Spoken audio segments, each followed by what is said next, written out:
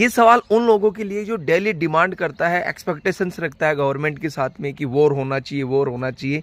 मैं ये एक सवाल उनसे पूछना चाहूँगा कि क्या आप भी उसके लिए प्रिपेयर हो? क्या आप मेंटली, फिजिकली, इकोनॉमिक कंडीशंस के तौर पे आप भी क्या उसके लिए तैयार हो? बहुत सारी चीज़ें एक्सपेंसिव हो जाएंगी, बहुत ज़्यादा महंगी हो जाएंगी। पेट्रोल आपको 100 रुपये से 250 रुपये मिलना स्टार्ट हो जाएगा। डोमेस्टिक चीज़ें हैं, जो डोमेस्टिक चीज़ें भी मतलब दुगनी हो जाएंगी। तो क्या इन चीज़ों के लिए आप खुद भी पर्सनली प्रिपेयर हो सकता है उस वॉर के अंदर आपका रिलेटिव्स, आपका दोस्त, आप खुद उसके अंदर अपनी जान गंवा दे, तो उसके लिए भी क्या आप तैयार हो? यार एक्सपेक्टेशंस इतनी मत रखिए।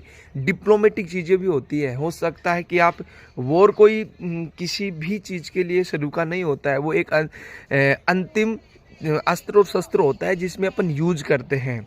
मैं वॉर उनको पनिशमेंट मिलना चाहिए, होना चाहिए, लेकिन आप एज द अंडरस्टैंडिंग सिटीजन्स के तहत, अडल्ट सिटीजन के तहत आपको ये सोचना चाहिए कि हमें अपनी एक्सपेक्टेशंस को कम रखना चाहिए, और एक्सपेक्टेशंस को हम जितनी कम रखेंगे उतना ही हमारे लिए और बेस्ट होगा। और हमें डिप्लोमेटिक तरीके से ज़्यादा उनको इफ़ेक्ट करना चाहिए। जैसे अभी ये सिंधु ट्रीटी है, उसको बैन नहीं करना चाहिए, इसको कम्प्लीटली रद्द कर देना चाहिए। इसके अलावा और भी बहुत सारी चीज़ें हैं, मतलब एक जो IMF है, IMF को लेकर आप एक तरीके से स्ट्रेटजी बनाओ कि हाँ उसके वो जो अभी 1.3 बिलियन उनको भी वो देने वाला है, लोन देने वाला है, तो उसके लिए एक स्ट्रेटजी बनाओ। तो ये चीज़ें आपकी होनी चाहिए।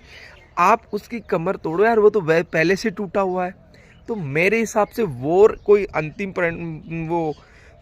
परिणाम नहीं होता है किसी भी चीज़ को लेकर। हमें एक तरीके से उनको एक डिप्लोमेटिक तरीके से तोड़नी चाहिए उनकी कमर।